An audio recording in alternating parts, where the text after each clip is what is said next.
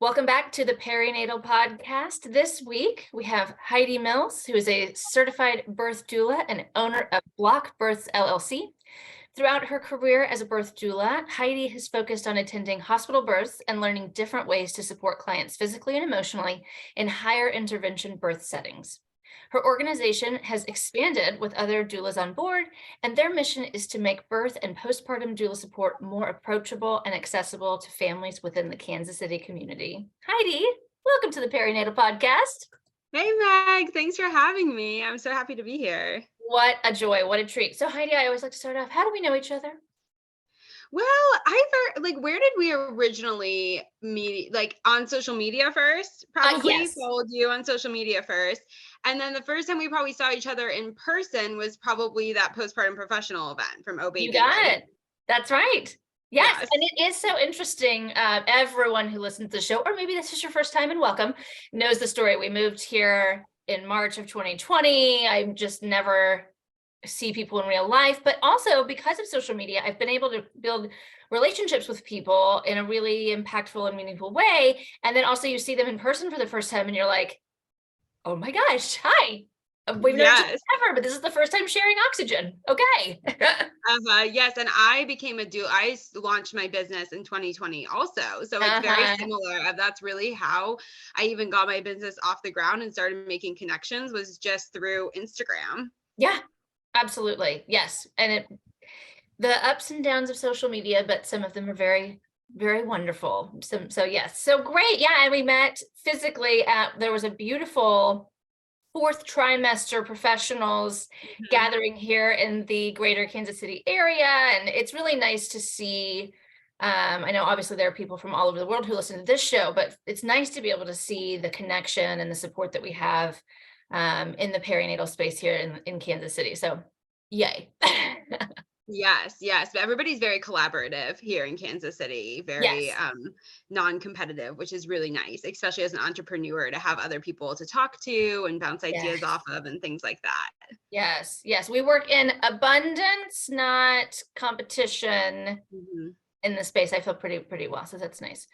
So I was realizing in my last episode, I was speaking with an embryologist, Victoria Wigley from the UK, and she's fabulous. And I was realizing, I was like, I sometimes jump into conversations with people, assuming that people know what the topic is. And so at some point in the middle of my conversation, I was like, Victoria, wait, could you please just give me an explanation of what is the difference between IVF and IUI? Like, let us all be able to know. So I'd love to just start with what is a doula?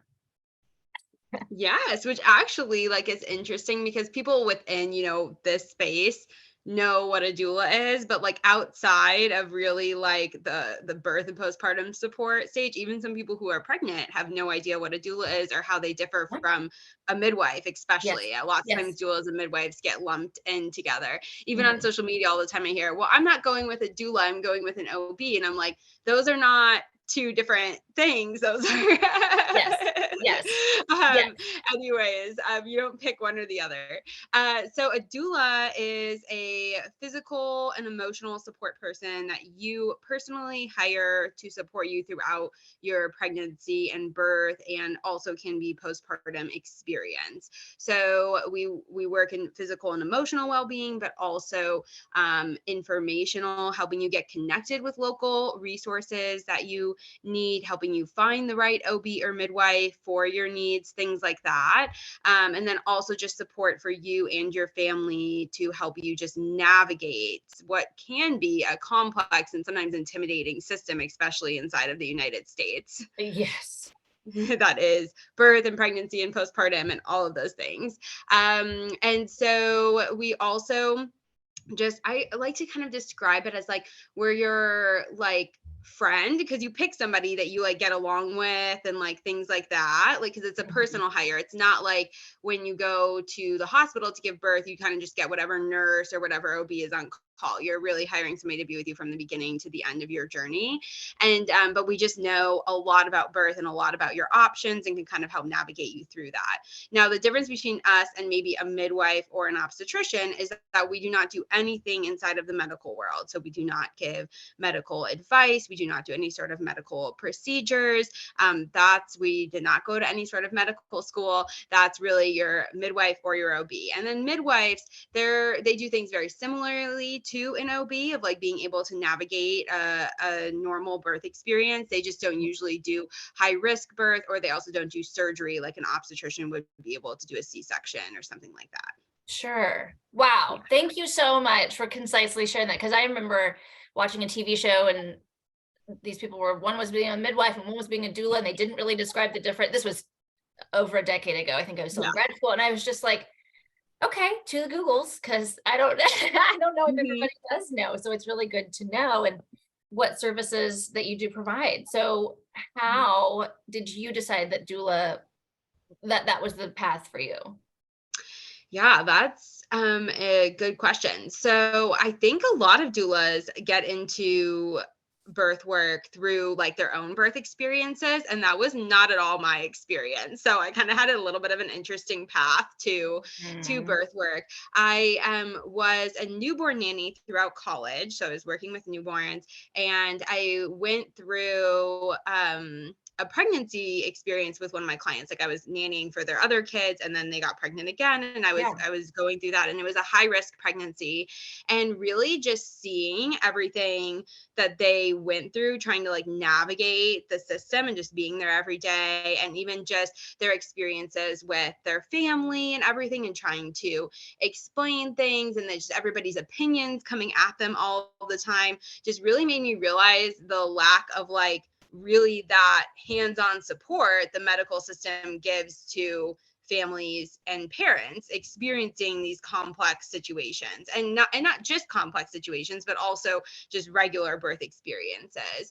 And then they were a very affluent family, obviously affluent enough to have a newborn nanny work full time for them. And I just started thinking like, how much more do all these other families in my community have a hard time navigating these experiences if families who have the money to pay for really any resources that are available to them still are having this difficult time navigating this complex system and feeling like they don't have like that really like emotional support throughout the experience. So I started dabbling in some volunteer work, working at like a resource center, just helping get like low-income families hooked up with like insurance and housing and stuff who were pregnant or had young kids. And I did that for quite a few years as I was going through business school. And I really thought that I got a business degree with a minor in like nonprofit management, and I thought I was going to go into nonprofit work. With what I was kind of doing with my volunteer work. I kind of wanted to go to work with like family resources and stuff. And then graduated a few months into the pandemic, spring 2020, and was just not feeling like aligned with like I had a 1-year-old at this point. I was not feeling super aligned with like putting her in like a full-time childcare setting at that point to go to work full-time. So my husband suggested that I get my doula certification. He was like, just for fun to like pass the time, because you're kind of like home right now with our 1-year-old. And I was like, I would never want to be a doula. And he was like, well, you don't have to be a doula, but it might be like a good thing to add to like your resume. And I just always, throughout my birth experience with my daughter, I just really saw doulas as somebody who like only worked in like this like holistic, in the parenting community, we call it like crunchy birth world. And not that there's anything wrong with that, but it wasn't necessarily what like aligned with like me as a person and my values when it came to parenting. I have some crunchy tendencies, but like I had a hospital birth, like I like am very much not like super into that world. And my husband said to me, and like this just sticks out because it's like literally for my whole entire career, he was like, well, you can be a doula however you want to be. Like you can be whoever you want to be, and then just like find those clients. And I just felt like, well, there's not like a market for that. Like there's not as a business person, I was like, there's not a market for doulas outside of the crunchy community. But once I started just doing my certification, like learning everything that doulas had to offer outside of just assisting with like pain support and stuff and like an unmedicated birth, I really changed my tune and felt like, wow, there is so much that doulas can be offering that I feel like they're not offering into the community. Of they really are that person to sit between the doctor and the medical community and the person giving birth, like really that person to help facilitate those resources, and even for low income people to help know what resources are within their community and things like that. So I ended up founding my company Bloc Births in 2020. After I finished my doula certification, decided to go full force and trying to market to kind of a different clientele who might be looking for birth support. And I have a scholarship fund, so 10% of everything I make goes into my scholarship fund, and that way I'm able to kind of also help the things I'm passionate about, like helping people who are lower income have access to doula support and have access to somebody who knows about those resources within their community. And it's been a great journey so far. I found that once I started, there really was that market there. It just wasn't being like tapped into. Yeah. I mean, it's really interesting. I love how you mentioned that a lot of people come into perinatal support, whatever that looks like, through their own experiences. And that was certainly my case with my fertility struggles and pregnancy losses. I was like, it just makes the most sense for me at this time. That's where I'm gonna focus. And so it's nice to hear. It's like, oh, interesting. So another way to find into that and being able to say how much I continue to learn, that I think that I know so much about perinatal. And then I'm like, oh, wait, I didn't know that was a thing. You can do that. And so it's really nice that that's the whole point of this podcast, is to share information about perinatal experiences and services and opportunities and support. So that's really great to hear. I love hearing that story. Tell me about and of course my two births have made me more and more passionate about the whole yes, experience. of course. But my daughter had colic, and that was very hard to navigate and all those things. And so it's made me more and more passionate. I had a really difficult pregnancy with my second pregnancy, and I was already a doula at that point. And so more and more passionate, the more I get deeper and deeper into parenthood, and the more people I interact with inside of the birth space. Of course, absolutely. Yeah. And that's interesting. My firstborn, my son, had colic as well, and it was an experience. Yes, it is. Yes. So I was curious if you could tell me some more about like some of the misconceptions about doula work, things. I don't know. That's probably the question. What are some of the biggest misconceptions, or the things that we want to make sure that we understand more appropriately about it? Yeah. So two biggest misconceptions. One I kind of already tapped into a little bit, is that they only support unmedicated births, home birth, birth center births, things like that. And I had that misconception going into doula work. And I think that the reason for that is that is a lot of times what doulas are marketing towards with their social media content, with their websites, things like that. But really, once I got into the birth space and started meeting so many other doulas and working with them as, having backup doulas and things like that, I really realized that most doulas, whether they're marketing towards one genre or another, are supporting all different types of birth and are really good at supporting all different types of birth. I also think social media has just inflamed this narrative, because you see a lot of people posting on social media who might not actually be the doulas who are practicing within your community, but have inflamed opinions about medical practices and all these things. And it kind of skews your understanding of what real doulas who have a business, who are practicing, full-time doulas inside of your community, are actually providing, much different type of care than maybe those people who have large social media followings because they say inflammatory things.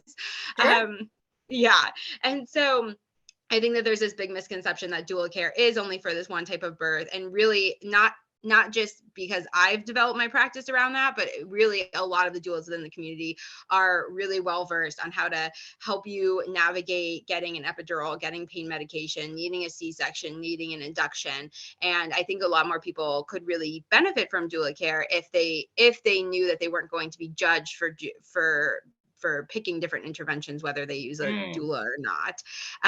On top of that, the second thing is that there's a misconception that doulas are going to try to skew, like give you medical advice outside of their The scope of that's not their practice. role, outside of their role, Yeah. and outside of what your OB or your midwife might be suggesting. Uh-huh. And if they do that, that is not within their role, and you should find another doula. But that is not something that I think lots of doulas are doing. A lot of us are very happy to just be inside of this support role, and not be inside of the medical community and the medical advice role. Kind of a good like test for if your doula is falling inside of their kind of practice guidelines, and what they're allowed to do is they should be giving you conversation pieces and questions to bring to your medical care provider if you have questions about like a medical thing, like say your doctor suggested that you get an induction and you're not sure if you want an induction. Your doula should not be saying, well, that's a stupid reason to suggest you need an induction, that's not evidence-based or anything like that, because your doula does not have your file in front of them. They are not Right. trained, and they should not say that this is either an evidence-based or not evidence-based reason for an induction. Instead, they should maybe give you questions and ways that you can open up conversation with your provider to find out a better understanding of why they think that you should get an induction of labor for these reasons, and then empower them to then take that information and their understanding and make the best decision that is right for them in their journey, instead of trying to skew them one way or the other because you think that they should make this or that decision, or you think their medical care provider is wrong. Does that make Right. sense? It makes so much sense. And I think that is such a good thing. It's a good way of looking at that, because the importance of knowing what questions to ask is underrated sometimes. And so when you've got, there are things that I think about in my own births, and I wasn't specializing perinatal in either of mine. And so there's mountains of things that I've learned since in the ensuing years, but the things that I didn't know and the things that I look back and like, wow, I wish that I would have had somebody who has more experience in this to be able to ask those questions, because I have to admit, both of my obstetricians were spectacular, hung the moon. I also appreciate that they're busy and that it's old hat for them. And so when they're like, oh, X and Y are happening, so Z, go. And for me, I'm like, great, I trust you, and I do, and right, but it's nice to be able to say, like, I can then come to you and say X and Y are happening. What has your experience been in these situations? And then you're able to provide me the opportunity to say, like, oh, these are the 7 questions that you could ask, or whatever that might look like. And everyone's very individual and different, but utilizing your wealth of knowledge to be able to help me to feel more educated and empowered to ask questions. Because I think that I don't think a lot of times people don't feel empowered to ask questions, because we hold providers sometimes in a high space, on a pedestal. They know, I don't know, I'm a social worker, I have never delivered a baby yet, what do I know, right? And so it's nice to be able to feel like, because I have had this conversation, I feel equipped to ask these questions succinctly, know what I'm looking for, and then be able to take that information back with me to make an informed decision. Or you mentioned earlier about, like firing professionals, like maybe that is the opportunity to be able to look into a second opinion, or so and I really think appreciate that. Oh, sorry. I think I think what's really interesting as a doula, I've probably been to, I don't know, between 8 to 10 different hospitals, Sure. working, and then, numerous different providers inside of those hospital settings, and how when the same situation can arise, different providers think a different thing is best practice. And so I think that what that really brings up for you going through the birth experience, or whoever's listening, is that you tend to hold your doctor to a certain standard of like, they're going to make the best decision, and the best decision is different for every provider, has different practices, because birth is not black and white, as is most things in life. If there's Right. different things that we can try, and lots of times we're trying to make the best decision moving forward. But just because they think that's the best decision doesn't mean that you think it's the best decision for your body. And you sometimes know your body better than your care Absolutely. provider, or what your values are and how you're wanting to go about this birth experience. So like a good example of this is, say, labor isn't progressing well. And so your OB comes in with the hook and is like, let's break your amniotic sac, let's break your water. And in that moment, especially laying on a hospital bed, maybe with an epidural, you just feel like, okay, sure. Like you can't think in that moment of all the different questions that you should be asking, because it's overwhelming, because Oh it's your gosh. birth, it's your body. You're There's a bunch of people exhausted, standing you're over hungry. you. Yes, you're numb, and a bunch of people are just standing over you, and you feel like, okay, I guess that's what we're going to do now. And so a doula can really help slow down the situation and be like, to their client, do you have any questions? Do you want, are you curious about this? Are you curious about that? Do you want to ask about these different options to augment labor? Like maybe we start a low drip of Pitocin, maybe we try some different position changes and then wait an hour and see if something else change, if things start progressing, and then we can avoid those things. Help ask those questions, just so that you then can just open up the conversation with your medical care provider, take a pause and get all your different options, so then you can feel, whether that decision is to break your water or not, you just feel like you got an educated opinion about it, and were able to help actively be a part of that decision making, instead of then, in what I hear a lot of times from like people who hire me for their second or third time births, is not that things happen that they didn't want to happen, but they never got the chance to make any sort of informed consensual decision with their care providers, that then looking back, they then learn things about the things that were done to them, and then think, oh, if I knew this or I knew that, I wouldn't have made that decision. And that's what I never want people to do. I don't care at all if you choose every medical intervention in the book, but what I want you to do is look back and think, I knew about what was the potential risks or benefits of that medical intervention, so that I don't have regrets looking back on the decision. I feel confident that I made the right decision during that time for my birth. Lovely. That is so interesting, of looking at it that way, of like, if I'd have known. Yeah. So that, and that's really nice too, that, and for your practice and your really distinction of, as I end my show every time, of being curious, not judgmental, like finding the different options, being aware of what's going on. But at the end of the day, you couldn't care less if you go 100% medical, C-section, blocks, whatever, blah, blah, blah, or you're doing it at a tub at your house and everything in between. You're just there to make sure that people are having conversations and feeling confident in their choices. Actually, you mentioned that, and I was thinking, the question just came to me: how early do you start working with people, and like in a preparation? What does that look like? I actually hadn't even thought about that until just now. Like, how much time do you, in a perfect case scenario, like to spend with somebody ahead of time, or generally speaking, how does that look? So really, it just depends based on my availability and when people reach out to me. But I always tell people that if you want to work with a doula, hiring somebody early on in your pregnancy, it's the same price, but you get a lot more value from them throughout the pregnancy by having somebody throughout all the different points in pregnancy to just be a sounding board, to ask questions, to ask for recommendations on different things, or referrals to different providers that you might need. So you're really going to get a lot more value if you hire somebody earlier on in the pregnancy. Now, I'd say pretty much by the end of second trimester is when I'm usually booked out for those due dates, and when most people start once we start actively, working and having meetings more together. Some people hire me at 6 weeks pregnant, and then they're texting me throughout, their different appointments and stuff, being like, this is going on. And then also they have that ability, if you're earlier on, to, if you're noticing red flags with your care providers or your hospital setting, setting or whatever, that you have like a little bit more flexibility to switch people and get like my thoughts on where might be a good fit for you based on your needs.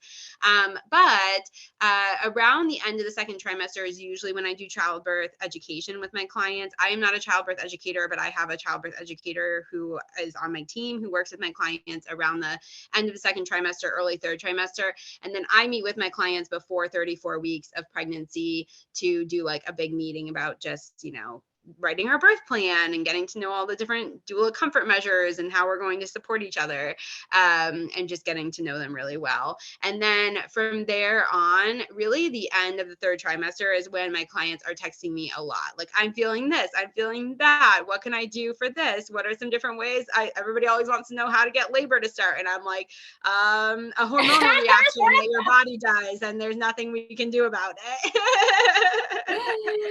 Oh, that is so funny. Like, well, Yeah. And then from 37 weeks on, we are like 24/7 on call. Like, they can call me day or night if they're starting to have contractions or feeling something, or, sometimes a doula is just that middle person of like, I lost my mucus plug and I know I don't need to call my OB about that, but also like, I just want to tell somebody because it's exciting. Like, so they text me and are like, Heidi, I lost my mucus plug. Yes. Maybe labor's going to start soon. I'm like, Hey. maybe.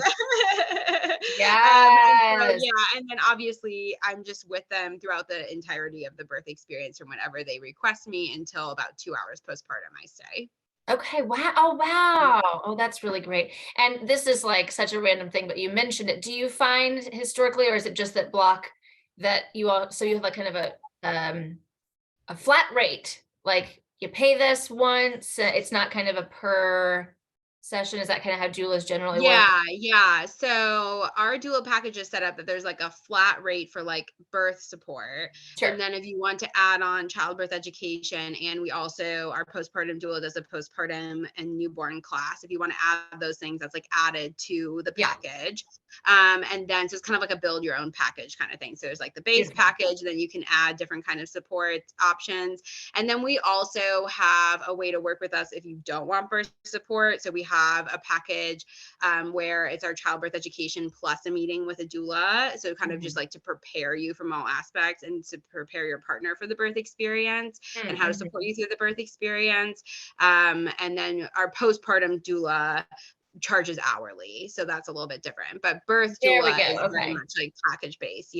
And the reason why we do that versus like hourly is I never want people so a lot of the studies done on doula care, a lot of the benefits of doula care is having a continuous educated support person throughout your whole entire birth experience, so like from beginning to end, because OBs, labor and delivery nurses, all those people change out on like shifts and stuff, and so there's a lot of research to back up that having a continuous support person from the beginning to the end can really help you have better medical outcomes, honestly, like help you and your baby be safer and healthier. And so we don't want anybody to think, oh, well, I have to pay Heidi hourly, and so I'm not going to call her yet, or I'm not, or I'm going to be worried about her staying the whole entire time because I have to keep paying her.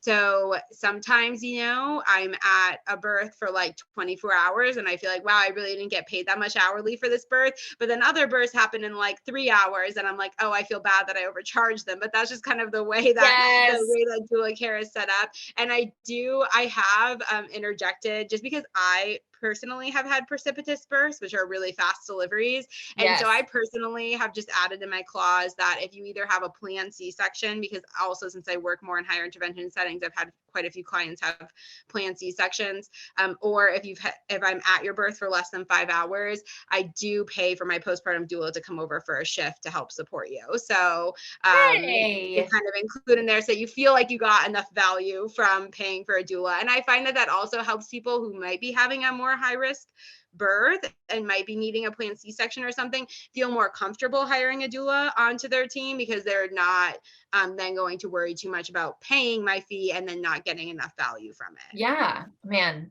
precipitous births I hear are a super fun experience. So my daughter was a pretty fast delivery. My oldest, she was 6 hours. And so I expected to have a precipitous delivery with my son. And so that was good that I expected it. Whenever my clients have one and they were not expecting it and were also really wanting an epidural, that's a very, Yes. it can be traumatic in the opposite way. If people think like medical intervention is like usually what causes trauma, no, also having to have an unplanned, unmedicated birth, it can be very traumatic for people. Yes. So really talking people through it can be a great asset. Yeah. I mean, here I am disclosing how many reality TV shows I watch, I guess, but I remember watching a show where a person was like, absolutely, I'm getting this C-section. And she went in like 2 or 3 hours and they were like, we cannot give you the C-section. So then when she was having her next baby, I mean, the trauma that she was she was just constantly talking to her obstetrician about like, how do I get this C-section? I don't want to do that again. How do I, obviously, how do I prevent another precipitous birth? Like it's a real thing. And we talk, I mean, I've had people on to talk about trauma and I talk about it a lot with clients, the things that happen that make us and that stick with us for the next one and cause unease or more. So yeah, absolutely. When you described that, I was like, yep, thinking of that person in that show. And yeah, she was like, no, thanks again, please. Yes, that can definitely happen. I was definitely grateful for my knowledge that it was probably going to happen. And then also my understanding of birth and knowing what I was experiencing really helped a lot me get through the experience. So yeah. Oh my goodness, absolutely. So tell me more about how you decided to create Bloc Birth. So really, like I said, it was what? I said it backward. Bloc Birth, the birth block. Sorry. No, my LLC is Bloc Birth LLC. Oh, good. I was like, but wait. Yeah, but I usually like my Instagram is the birth block and stuff, but that's my like LLC, so it's totally okay. Okay, good. Sorry. So the thought behind Bloc Birth was like a block of like people who can come together from kind of all different parenting realms and kind of meet in the middle and find birth support. And so that was really my idea behind it of thinking behind, I wanted to work in nonprofit world and all of that stuff, and I really tried to just think of how can I make doula care accessible to more people within my community and, like I said in my intro, approachable to people, because I'm sorry, I don't know if you need to edit this out. Do you hear my kids? It's fine. Okay.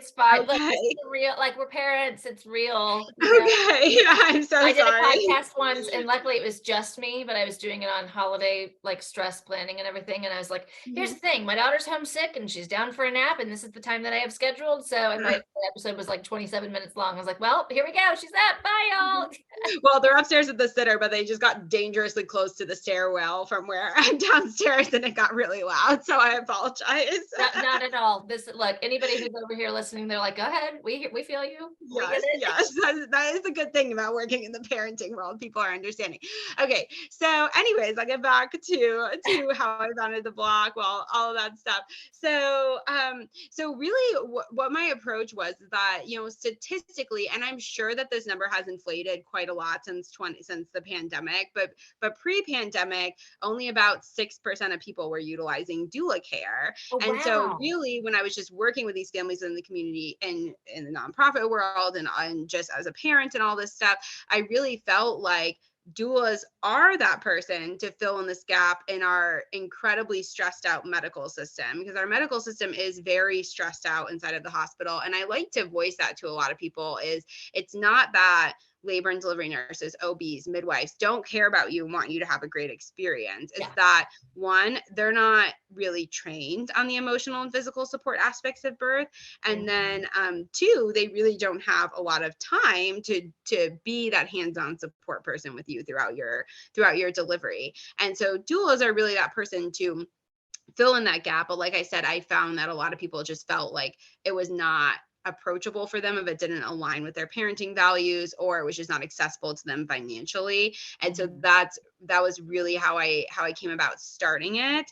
And then my mission, as I had my son like 6 months after starting my business. So I kind of got off the ground, and then, or no, not 6 months, sorry, a year after I started my business. So I kind of got off the ground, and then had to take a big, nice, long maternity leave. And then coming back from my maternity leave, I was like, I want to add more people onto my team. I felt like I was getting a little bit burnt out and tapped out. And that's when I added my childbirth educator and postpartum doula. And then I also have brought on a doula who I'm training right now, because I just feel like my services have gotten priced out of a lot of people's budgets. And so I wanted to bring somebody else kind of under me onto my team, so I can continue to have that mission of being an accessible doula support option in the Kansas City community. Yes, absolutely. And you're right. The system is so stressed. We are also stressed. I would love to find a way to just do everything that I do for free, because I would love to have everyone have access. And also I still owe $30,000 on my grad school loan. So 100%. Yes. And it really is, for me, that balance of trying to figure out, how do I make things accessible, but still make doula care valuable? It is valuable and something that people should buy into, and my expertise is valuable and I should be paid for it. But also, let's try to find some creative ways that we can make it more accessible to people within our community, which is also why my scholarship program is called the Choose What You Pay program. So I know a lot of doulas do like half price or full price scholarships, but I really felt like we could make the scholarship fund just help more people if people were able to say how much they could reasonably pay for the services. And then I kind of just fill in the gaps of whatever they can't pay. I did pull from my scholarship fund instead of saying a half price or full price scholarship, because some people who are getting a full price scholarship might be able to even just pay $100, know, and $100 is one, a buy-in to saying, I value these services and I'm going to respect your time. And then two, also $100 that are now still in the scholarship fund that can be used for the next person who can only pay $100 less than my fee, can then now have doula care. And then we're all set. Yes. That is so beautiful. And I love it so much. And yeah, I didn't even, I don't know. I was going to say, I'd talk about it, but I figured I'd wait closer to the end. Like, I also have a business degree undergrad. So it's really funny to meet another perinatal provider who's like, yes, with my business degree. Because people are like, you have what? You did? I'm like, oh yeah, I used to work on Wall Street. Like, no, yeah. Yeah, it's very interesting, but I do think it's a good perspective, especially like since I have other people who are working for me and stuff. There is a way that, like, with business acumen, that you can reach more people through marketing and structure of your company, of your organization, and all those things. Because I think a lot of, like I said, doula workers go into the business they have their own experiences that make them passionate about it, and then they're trying to you are self-employed when you're a doula, and that's difficult to kind of build up that business side and the websites and the marketing and all that stuff. And so it actually has been extremely helpful to me to kind of have that mindset going into working as a doula has been beneficial. Yeah, absolutely. I feel I found the same thing. I mean, certainly in social work school, we do not teach people how to build a private practice. We don't talk about marketing. We don't talk about any of that sort of thing, which I think is certainly a disservice to the students. And I could go on a tangent on that, but I won't.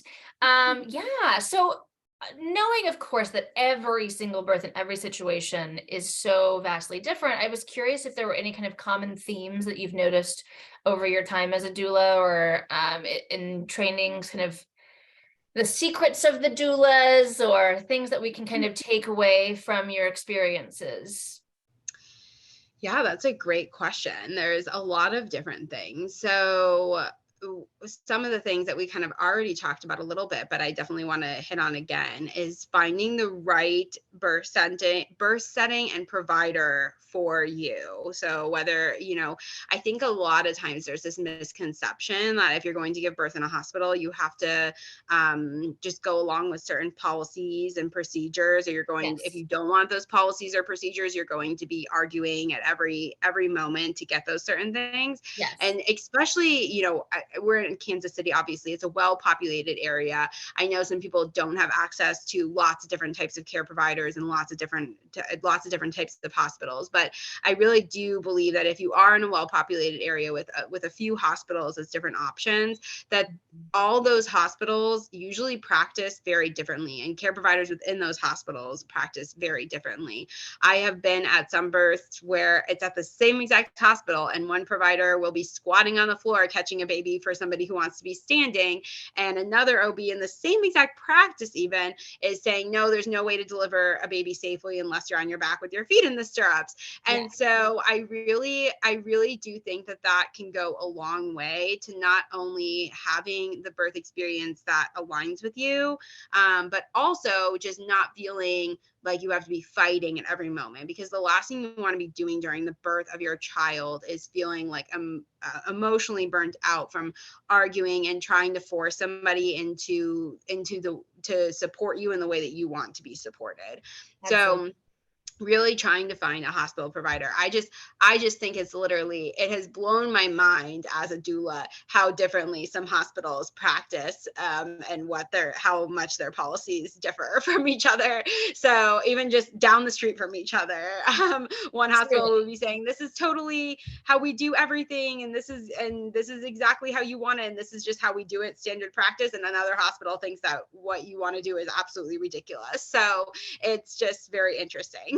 Yes, absolutely. Gosh, you are so right. We could go off on a tangent about that as well, but I loved your wing of like, even in the same practice, two different providers are like, absolutely, hop on up. And someone else is like, nope, can't do it. It's like, yeah, they're down the hall doing it right there. So that is good. It just all continues to come back to education. I mean, we're not, especially in our country, we're not really given the opportunity to explore the education, like what our options are. I mean, certainly Google exists, but like, we just don't know what we don't know, and we don't know how to get there and how to ask. And so it's really helpful to have that kind of situation. Yeah. And I'll talk about a few more things if you have the time. I have all the time. Go ahead, please. Yes. So another big thing that I just see with my clients, especially just with the huge influx of social media and like education on birth through social media, is just overwhelm as to all of their options and everything available to them. So there's education is amazing, but then there's also just like the mindless consumption of birth information from people having all different types of births in all different places in the world, and having all different types of experience and trauma dumping them on top of you. Yes. When you're pregnant. And so really something that's so important in birth, in pregnancy, in parenting is having education, but also having the ability to tap into our intuition. And I think that, and what aligns with us, because just because somebody on social media said that this was the right thing for them doesn't mean that it's the right thing for you. Or somebody on social media said, oh, this is a horrible thing to happen, doesn't mean that was horrible for you, that's horrible for it to happen to you. And so, I think that there's a lot of value in finding some really great books, childbirth education classes, trusted resources that you can find your childbirth education from. And then at some point, trying to tune out some of all of that noise during pregnancy to be able to trust your intuition a little bit, take the education from the good sources, whether it's your doula, childbirth educator, your OB, your midwife, great classes online, books online, books that you find and everything like that. Take that education, try to tune out a little bit of all that extra static, and really be able to tap into the intuition of what aligns with you and how do you feel like you want to approach your birth, your pregnancy, your postpartum experience. And I think that sometimes hiring a doula can be great for that, because it is somebody that kind of knows your values and how you're wanting to approach things, that you can kind of be a sounding board off of and talk with these things about. And then also get recommendations for books or things like that might align better with your values and how you're kind of wanting to approach the experience. And then I'm trying to think of what else. Yes, another thing, and we kind of touched on this a little bit, is people being fearful of asking their provider questions, going against the grain at all.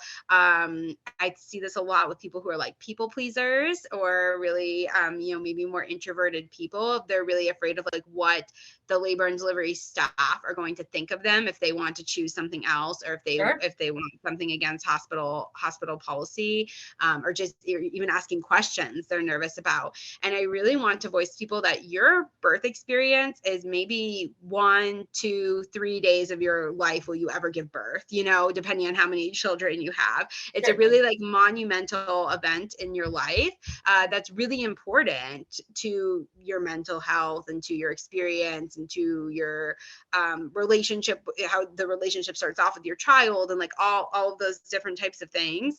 And for us working in the birth world, it's a day of work. Like it's, even if I have like the most difficult client or whatever, who's just like arguing with me at every turn, or a labor and delivery nurse has, you might go home and be like, oh, I had a really frustrating client today, or I had a really frustrating patient today. And then they're probably going to forget about you and they're going to move on with their life because it was just like a frustrating day at work.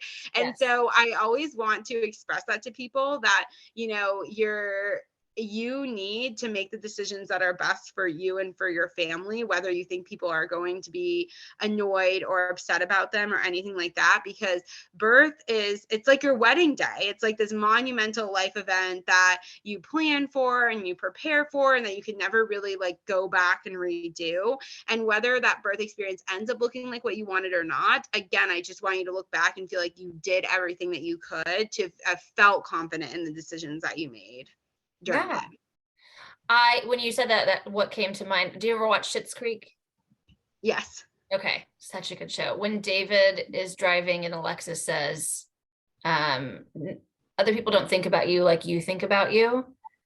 And that is a really good, I don't think that's quite the exact quote, but a good mantra generally, because I do think, I know that we do stop ourselves sometimes from doing things because we're concerned about the perception other people will have. And certainly, yes, you are going to find a frustrated, overworked, exhausted, hungry provider at some point who might say something sassy to you based on your requests. Mm-hmm. And that can happen, and it's unfortunate, but also we're all human, and and also sometimes people are judgmental and not curious. So fine. But taking that with you of like, right, and I like what you said, it's another day of work. So that person does that and they know those things. That for you, again, unless you're having 20 kids, then even still 20 days of your life are you giving birth. And yeah, I'm glad that you brought that up. And I think it's important for us to have that conversation and really kind of start to internalize that. Like, no one thinks about you like you think about you. You are the person who has to spend the rest of your life with this memory, with this experience. That person, they're going to go badmouth you maybe to their fellow nursing staff, or the doctor's going to go home and talk about it. Well, HIPAA, but still. Right. And yes, and that's not at all to villainize providers or anything like that. I think that a lot of times we're all human, and sometimes we're tired or frustrated, or we think that we have a better option for you that would make you healthier or safer or something like that. But in the end, it is your experience. And I never tell anybody to ever be rude to people, because again, we're all humans, of like, never be rude to your OB or your labor and delivery nurse. But sometimes people just won't even ask questions or state what they're wanting because they're nervous about what they're going to think about them. Absolutely. Yes. I love that. I'm so glad we got an opportunity to talk about that. And I hope people really think about that. Well, I thank you so much for taking the time to come here and educate the group here on some things and maybe help clarify some questions or misconceptions that people might have had. Where can everyone find you? Yeah, so you can find me personally on Instagram or TikTok at the handle What a Doula Do. It's all one word, What a Doula Do. And I'm just educating on what a doula does and how that might look different than maybe what your perceptions are of a doula, and how we can help you have a better birth experience. And I sprinkle in some little like mom content or mom tips here or there also. Of course. We all do. Sometimes we're like, isn't this a mental health blog? And I'm like, yes, but is it not mental health for me to talk about my daughter screaming? Is it not? Yes. And also you have to think, lots of people are following you because they're parents also. Yes, So yes, they relate with the yes. content. And you can also find my website is blocbirths.com, BLOC births.com. Yes. K, just block with a C. And you can find me and my team over there and learn more about kind of what we offer. Yes, amazing. Now, Heidi, I'm going to take a moment to plug something myself, which I never do. So yay. Are you going to climb out of the darkness with Postpartum Support International on July 1st? No, I didn't even know that was a thing. Okay, I'm gonna get ready, tuck in, because yes, we have Well, to go. So, well, send me the information. I absolutely will, and I absolutely will, because it's a nationwide thing. People can come up with one in their own. You can host one yourself or get a group together and host your own and raise money for different foundations and charities that are related to perinatal causes. So the Postpartum Support International, PSI, follow them on Instagram as well. They are having their annual conference here in KC. Oh, cool. Which is huge. And they are hosting kind of the official Climb Out of the Darkness on July 1st at Washington Square Park in KC-Mo. It's free to sign up. It's for parents, caregivers, loved ones, support people. Vendors will be there. There's a walk as long as you want. Some other special surprises, which have not been announced yet, but very exciting. So I wanted to make sure everyone was aware of it.